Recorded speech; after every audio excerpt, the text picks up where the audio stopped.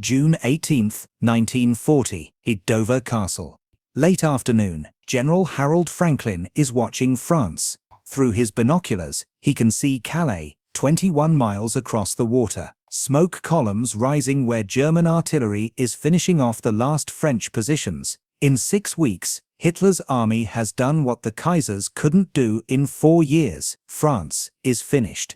Behind Franklin, a young signals officer is counting guns. 612 artillery pieces. That's everything Britain has left to defend 300 miles of coastline. The mathematics are simple. 2 German soldiers for every yard of British beach. 7,000 German guns to Britain's 600. 3,000 panzers to Britain's handful of tanks. Frankly, doesn't need mathematics to know what's coming. He needs a miracle. But Britain doesn't have miracles in June 1940. Britain has old guns, exhausted men, and one choice: fight or surrender. At this exact moment, 140 miles away in Westminster, Winston Churchill is standing up to speak. He's about to tell Parliament this will be Britain's finest hour. Franklin isn't thinking about finest hours. He's thinking about his gunners. Boys who've just run from France. Boys who left 700 guns behind in French mud. Boys who are now digging in the last weapons Britain owns, knowing the Germans are coming.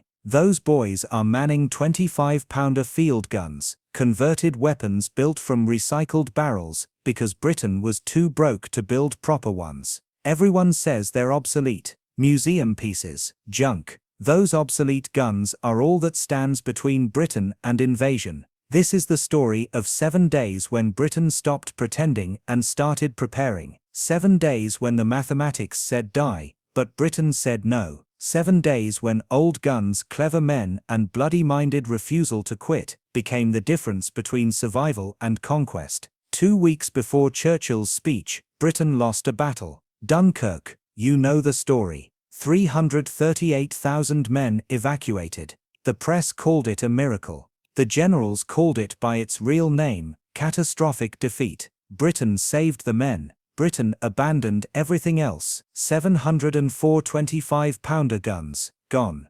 2,300 other artillery pieces, gone. 600 tanks, destroyed. 11,000 machine guns, left behind. 70,000 tons of ammunition in German hands now. Everything the British Army needed to fight a modern war abandoned on French beaches. What came home? Exhausted soldiers, empty rifles, no heavy weapons. Britain's entire military strategy had been built on one assumption: France wouldn't fall. The French army was the largest in Europe. The Maginot Line was impregnable. Britain's role was to send an expeditionary force to fight alongside the French. Together, they'd hold Germany. That strategy was ashes now. France had lasted 6 weeks. 6 weeks. The French had 80 divisions, the Maginot Line, British support. 6 weeks. Now Britain stood alone with 22 divisions at half strength and 600 guns. Military analysts across the world gave Britain 3 months. Some said 3 weeks. The Germans were already planning Operation Sea Lion, the invasion. Intelligence reports said they'd need 2 weeks to prepare. 2 weeks to move troops to the Channel coast. 2 weeks to assemble landing barges. 2 weeks to soften up British defenses with the Luftwaffe. 2 weeks. Then the Wehrmacht would come. Britain had 2 weeks to figure out how 600 guns could stop 7,000. The answer: they couldn't. Not in any conventional sense. But Britain's gunners weren't conventional. They were veterans of the Great War, men who'd fired 18-pounders in the trenches of the Somme, who'd learned artillery the hard way, through 4 years of industrial slaughter. Those men knew something the analysts didn't. Numbers aren't everything. Accuracy matters, positioning matters, timing matters, and sometimes, making the enemy hurt bad enough is better than trying to stop them completely. June 18th, Churchill speaks. Let us therefore brace ourselves to our duties, and so bear ourselves, that if the British Empire and its Commonwealth last for 1,000 years, men will still say, this was their finest hour. Finest hour, not darkest hour. Finest. That's not rhetoric. That's a dare. Churchill is telling Britain, telling the world, that Britain will fight. No surrender, no negotiation, fight. The same evening, an unknown French general broadcasts from London.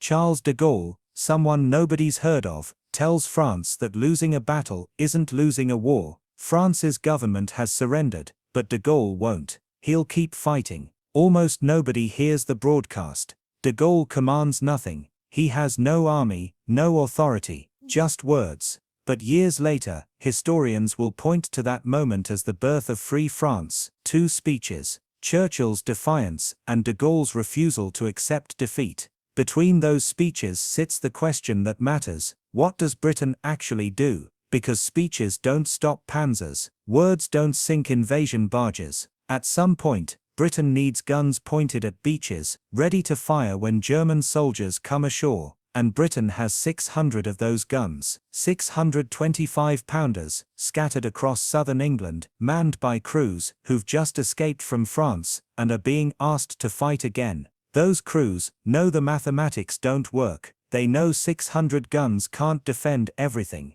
They know some beaches will be undefended. They know people will die because there aren't enough weapons. They're digging in anyway. That's not heroism. That's what you do when surrender isn't an option. You dig in, you position your guns, you wait for the enemy, and when they come, you make them pay for every yard. June 19th, the day after Churchill's speech, General Franklin is sitting in Dover Castle with maps spread across the table. 30 miles of Kent coastline, 3 infantry brigades, a handful of anti-tank guns, maybe 3 dozen 25-pounders. The question isn't can we defend this? The question is where do we try? Because trying to defend 30 miles with 3 brigades is suicide. Spread the men out, and the Germans will punch through anywhere they land. Concentrate the men in the wrong place, and the Germans will land somewhere else. Artillery doctrine says you need 1 gun per 100 yards of front line. Franklin has 30 miles, 52,800 yards, and 36 guns.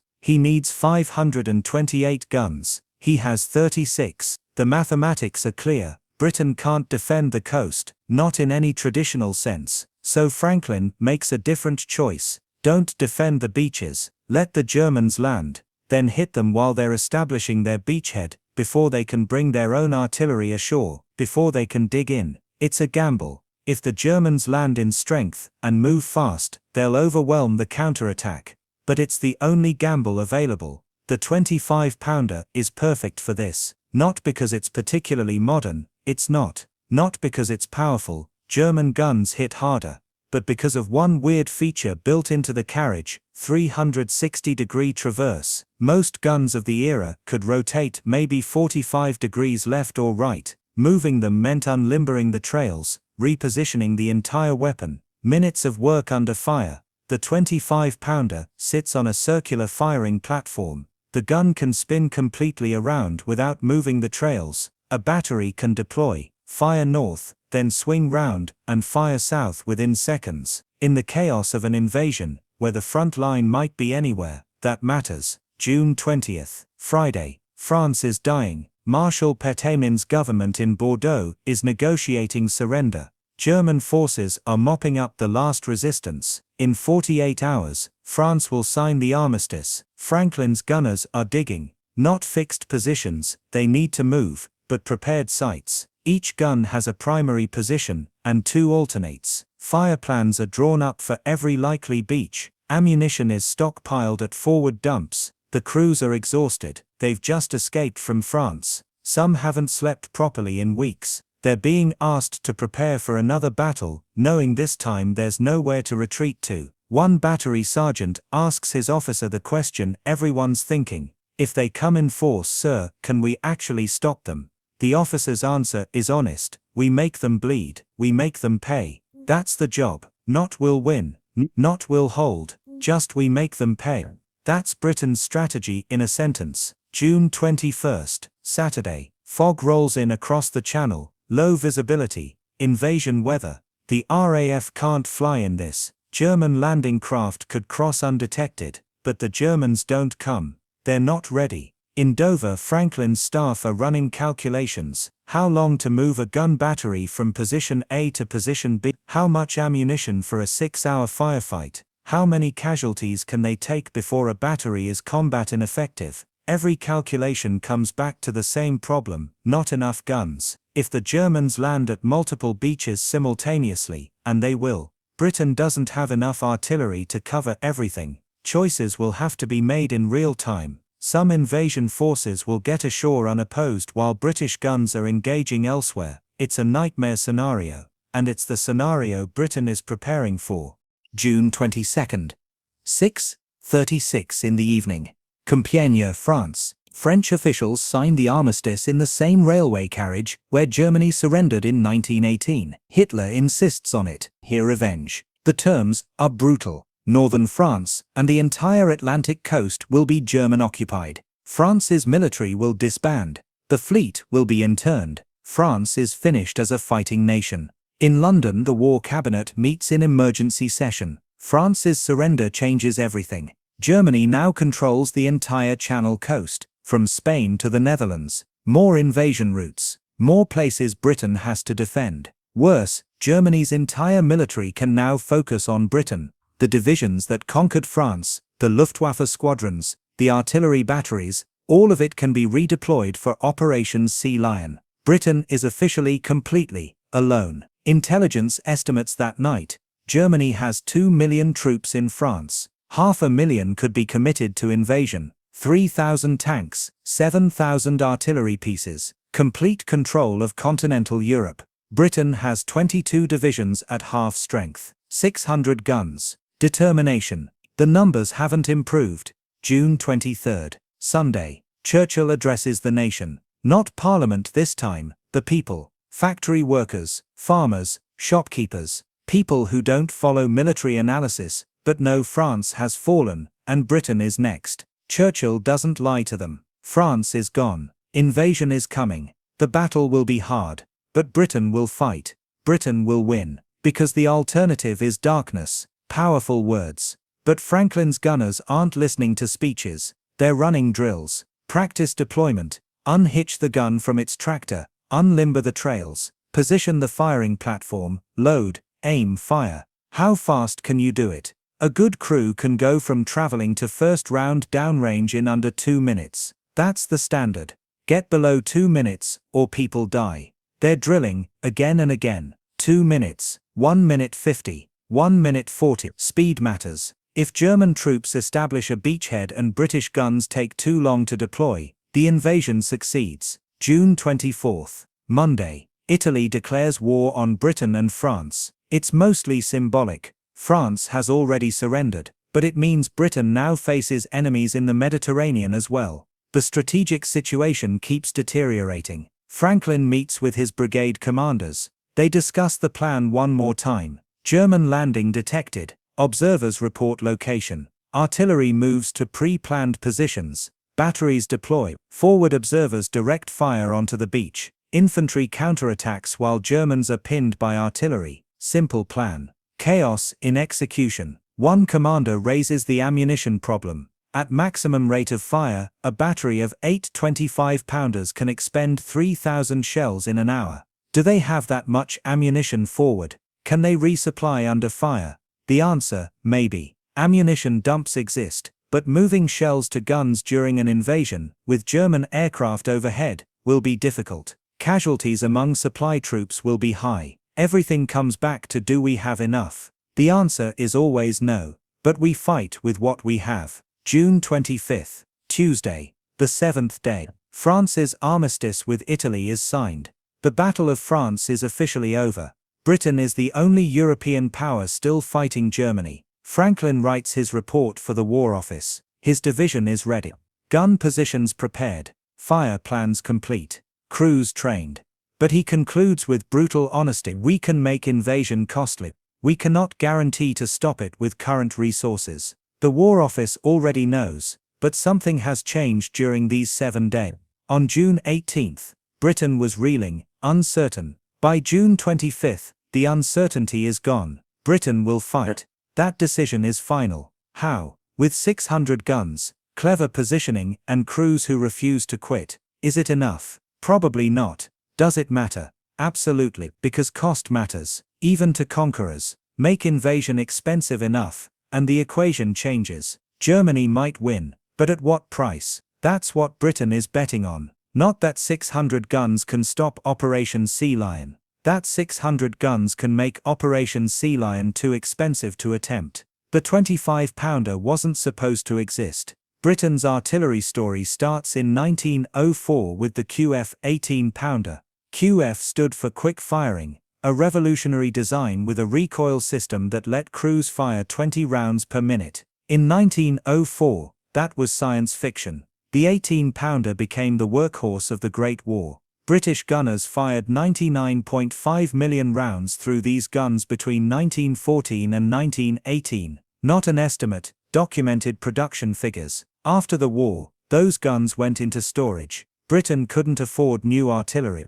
The Treasury was desperate to cut military spending. The 1920s and early 1930s saw defense budgets slashed to the bone. By 1933, military planners finally admitted they needed better guns. The 18-pounder's range was inadequate. Its shell was too light. Modern armies were more mobile, fighting at greater distances. But there was no money for new designs, so engineers proposed something radical. Don't design new guns. Modify the old ones. Take the stored 18-pounder barrels. Bore them out from 3.3 inches to 3.45 inches. This creates a larger caliber that can fire a heavier shell, 25 pounds instead of 18. Mount these modified barrels on a new carriage with modern features. Cost: a fraction of designing from scratch. Response: outrage. Critics pointed to Germany, where designers were creating purpose-built modern artillery without constraints. Britain, supposedly a great power, was going to war with recycled guns.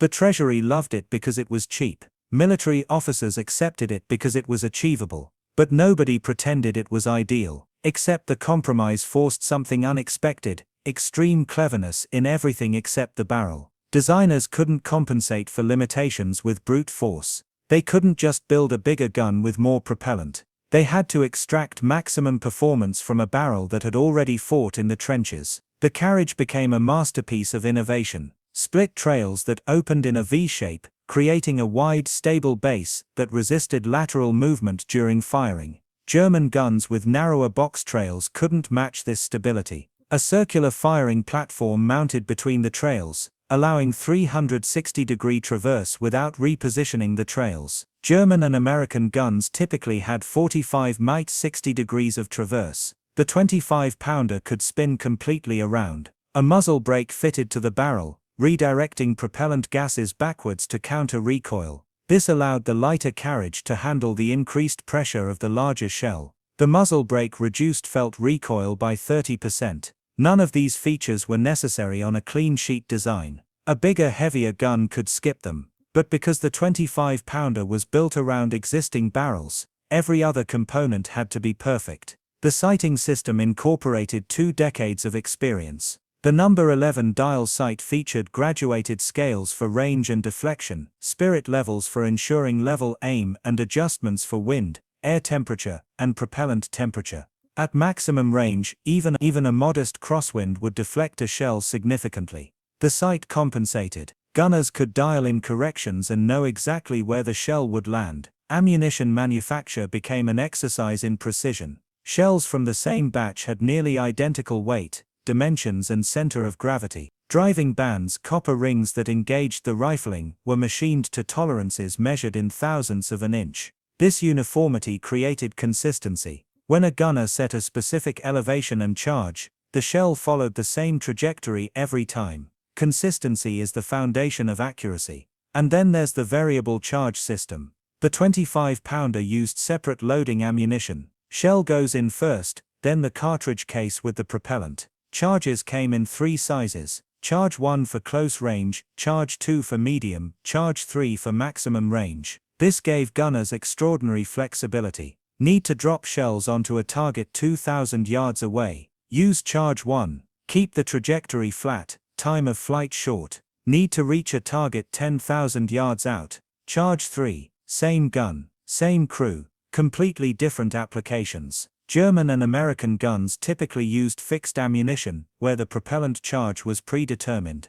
The British system added complexity but paid dividends in versatility. When war began in September 1939, Britain had approximately 1,000 converted 25-pounders ready. Not nearly enough, but production ramped up fast. 1940 100 guns per month. 1942, 300 guns per month. The gun that started as a budget compromise was now in mass production. Royal Ordnance Factory Nottingham became the primary production site. Barrel boring was distributed across multiple facilities to spread risk from German bombing. By 1945, over 12,000 25-pounders had been manufactured. The obsolete gun that nobody wanted became one of the most produced artillery pieces of the war. North Africa, 1940. The desert makes everything obvious. No trees, no buildings, no terrain to hide behind, just sand, rock, and heat that could hit 50 degrees Celsius in summer. Artillery has nowhere to hide. Neither does the enemy. The Western Desert Force, later the 8th Army, initially faced Italian artillery that outnumbered them badly. But during Operation Compass, in December 1940, British gunners discovered something interesting. The 25-pounder could engage Italian positions from ranges where return fire was ineffective. Maximum range of 13,400 yards gave British forces a standoff advantage. At the Battle of Sidi Barrani, Royal Artillery batteries systematically destroyed Italian gun positions, firing from positions the Italians couldn't reach. The accuracy was remarkable. Observers reported shells hitting target zones within 50 yards at ranges exceeding 10,000 yards. Then Rommel arrived in February 1941 with the Afrika Korps, and the game changed. German artillery doctrine was aggressive: locate enemy guns and destroy them fast. Rommel's gunners were professionals equipped with capable weapons like the 105 mm Lef H-18. The Desert War became a deadly chess match. Artillery batteries had to fire, then relocate before German spotters could direct counter-battery fire onto their positions. The 25-pounder's all-round traverse proved invaluable. Crews could deploy, fire at targets in multiple directions, then limber up and move within minutes. At Tobruk, April 1941, Australian and British gunners held out for 240 days. The garrison had approximately 72 25-pounders. They fired continuously, breaking up repeated German attacks. Rommel wrote in his diary about British artillery effectiveness. He noted it was impossible to concentrate forces without immediate, accurate shell fire landing on them. The accuracy came from the fire control system. British artillery operated with centralized command. Forward observation officers, positioned with infantry, could call fire from multiple batteries simultaneously. The 25-pounder's calibrated sights and variable charge system meant corrections could be applied quickly.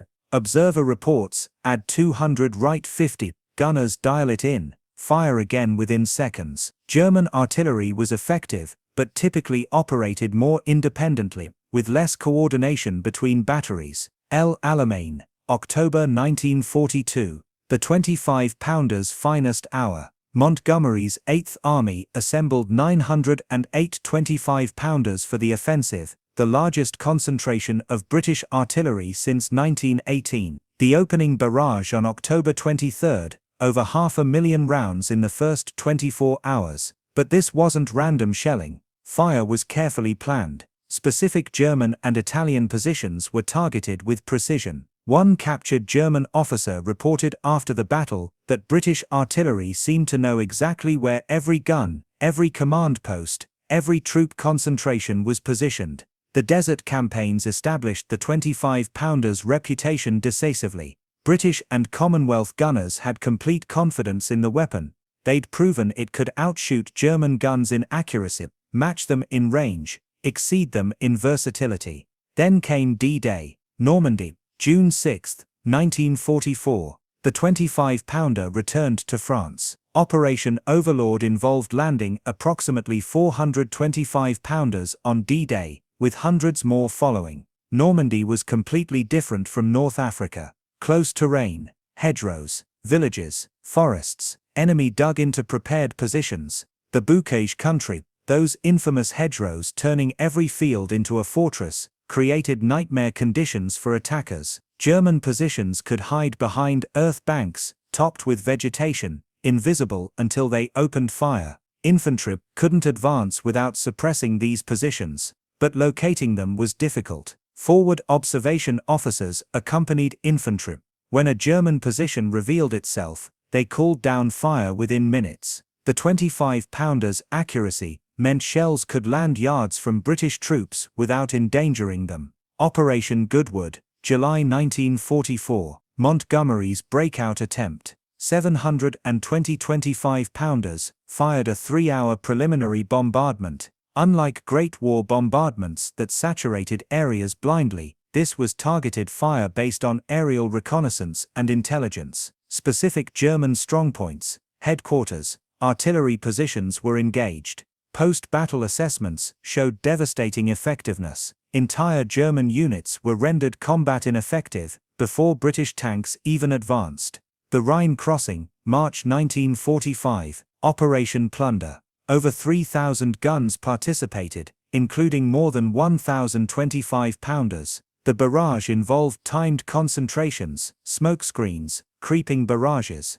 The 25-pounders' reliable accuracy was essential. Shells had to land exactly where planned or synchronization would collapse. The operation succeeded partly because British gunners could place fire precisely when and where commanders needed it. German prisoners, when interrogated, frequently mentioned British artillery, the speed of response, the accuracy, the difficulty of conducting counter-battery fire against batteries that moved frequently. One German artillery officer noted, "British guns seemed to know exactly where we were at all times." By May 1945, when Germany surrendered, the 25-pounder had fired millions of rounds across France, Belgium, the Netherlands, Germany.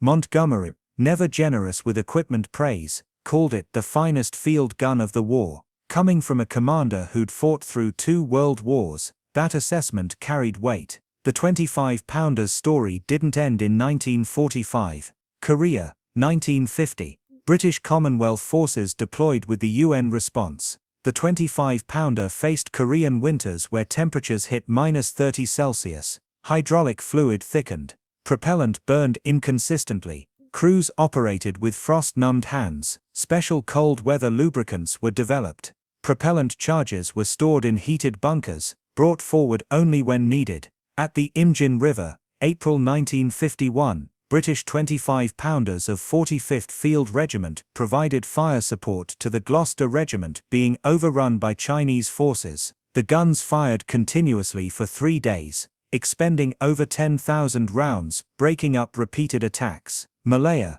1948 to 1960, fighting communist insurgents in jungle. The 25-pounder operated from fire bases cut into dense vegetation, providing on-call fire support to patrols that might suddenly contact enemy positions. Rapid deployment was crucial. Crews could emplace, fire a mission, relocate within 15 minutes. Suez, 1956. During the parachute assault on Port Said, 25-pounders were airdropped in specially designed containers, assembled and firing within hours of landing. This rapid deployment capability had been developed during the war but rarely demonstrated so dramatically. India and Pakistan both operated 25-pounders inherited from colonial times. They used them against each other in the 1965 and 1971 wars. Israeli forces captured 25-pounders from Arab armies and used them in early conflicts. The Falklands War,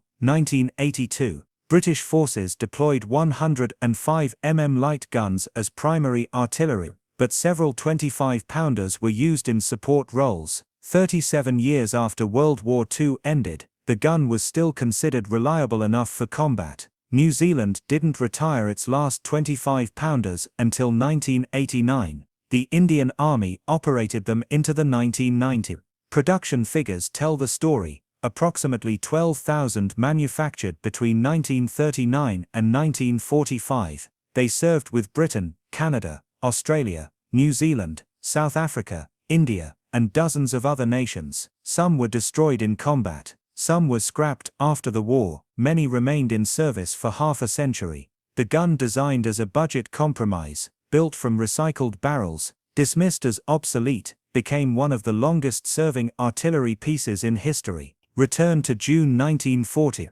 Dover Castle. General Franklin, watching France burn, 600 guns, 300 miles of coastline, 2 million German soldiers preparing to invade. The mathematics said, impossible. Defend everywhere, defend nowhere. Britain couldn't win. But Britain didn't need to win. Britain needed to survive. And survival isn't about mathematics, it's about making the enemy pay. Those 625-pounders, scattered across southern England, represented something larger than their numbers. They represented institutional knowledge, decades of artillery experience built into weapon design. They represented clever engineering, making up for limited resources with precision. They represented British gunners, who'd learned their trade in the trenches, and weren't impressed by German tanks. Operation Sea Lion never happened.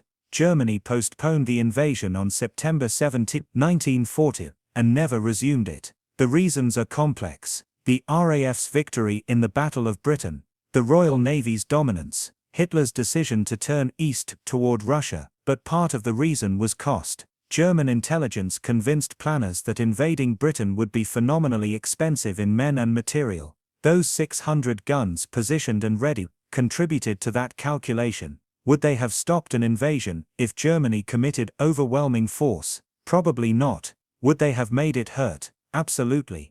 And sometimes, making it hurt is enough to change the equation. The 25-pounder proved itself in every theater of the war. It served for 50 years, fought in a dozen conflicts, earned respect from every military that faced it. Not bad for a gun that started as a treasury compromise. There's a lesson in that. Modern isn't always better. New isn't always superior. Sometimes the best weapon is the one that works, reliably, in the hands of people who know how to use it. In June 1940, Britain's survival hung on 600 guns everyone said were obsolete. Those guns, and the men who served them, proved the critics wrong. The weak Britain stood alone. Britain stood armed, with old guns, clever engineering, and the refusal to quit. Franklin's gunners never got their invasion, but they were ready, and being ready, in June 1940, was everything that mattered.